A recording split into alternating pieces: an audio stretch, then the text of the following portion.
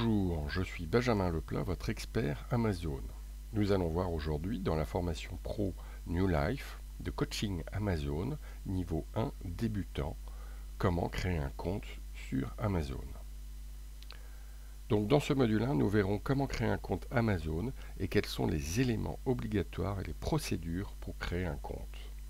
Donc tout d'abord, vous allez sur Google, vous tapez compte vendeur Amazon et vous avez ici vendez votre produit sur Amazon. Vous cliquez sur le lien et vous allez arriver voilà, sur cette page ici d'Amazon Service Europe.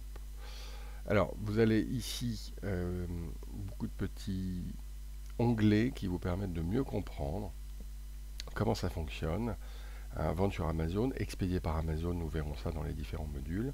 Les produits sponsorisés, tout ce qui est publicitaire, et la partie mondiale des produits que vous pouvez vendre sur l'ensemble des pays mondiaux. Alors, nous allons voir comment ça marche. Quand on clique sur comment ça marche, il vous propose un compte particulier ou un compte professionnel. La différence va se jouer sur l'ensemble des coûts et sur aussi les fonctionnalités qui diffèrent. Alors, nous verrons aussi l'ensemble des produits que vous pouvez vendre, vous pouvez trouver tout ça, et ce que vous propose aussi Amazon, les services qu'il peut vous proposer. Combien le coût d'Amazon, les frais d'article, les frais de vente et les frais de gestion, quel est le coût global. Et vous avez ici une petite explication de ce qu'il vous faut et comment ça fonctionne. Voilà, alors, la différence entre un compte basique et un compte professionnel, comme je vous l'ai dit, 99 centimes pour un compte basique particulier par produit vendu, alors que le compte professionnel, c'est 39 € hors taxe par mois, et ensuite une commission qui s'appliquera sur le chiffre d'affaires, pour les deux de toute façon. On voit ici que le particulier, le compte particulier ne peut pas vendre dans les différentes catégories. Par exemple, si je vends un produit dans le domaine de la cuisine, il n'apparaîtra pas quand le consommateur va sélectionner la boutique cuisine. C'est plutôt gênant. Il n'a pas aussi ajouté au panier. Ça, c'est plutôt très gênant quand vous avez beaucoup de concurrence puisque le consommateur ne pourra pas commander votre produit. Donc en règle générale, je conseille souvent de prendre un compte professionnel si vous avez un minimum de volume, sachant que vous pouvez revenir en arrière. Si vous avez une baisse d'activité, vous pouvez passer en compte basique et ne plus payer 39 € par mois. Et dès que l'activité revient, on repasse sur un compte professionnel. Donc il y a possibilité d'évolution entre les deux.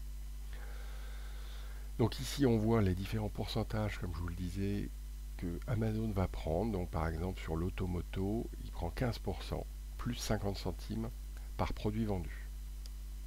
Voilà, donc vous voyez ici, l'ensemble, ça va de 5 à 15%. Vous avez ici les frais de gestion. Ça, c'est pour ceux qui utilisent la partie expédiée par Amazon, que je conseille, nous verrons plus tard, mais que je conseille, qui est très performante, très rapide, et vous n'avez plus à gérer la gestion client des livraisons. Et vous avez ici un exemple sur un produit, c'est un compte professionnel vendu 23 €, avec des frais de livraison de 2,99 €. Il vous montre exactement ce que ça va vous coûter, ce qui vous restera à la fin. Vous avez un deuxième exemple ici sur un produit à 150 €. C'est un produit numérique, donc c'est pour ça que la commission n'est pas la même. Il vous reste à la fin, hors TVA, 145 € et là 22 €. Attention, c'est bien hors TVA.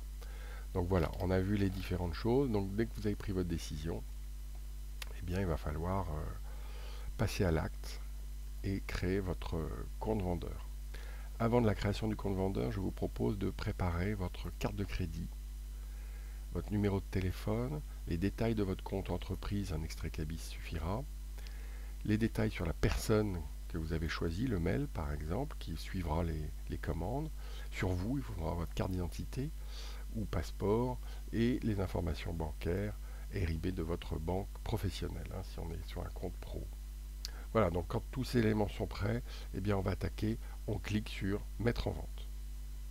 Là, sur cette page, il faudra renseigner votre nom, votre email, définir un mot de passe que vous devez bien noter parce que vous en aurez souvent besoin. Un deuxième, vous reconfirmez votre mot de passe et ici le CAPTCHA. Ensuite, vous cliquez sur Suivant.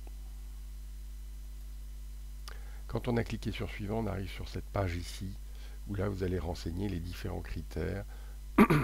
Sélectionner un pays, pays de naissance, la carte d'identité, votre numéro, date de naissance, date d'expiration, l'adresse de la société et votre numéro de téléphone.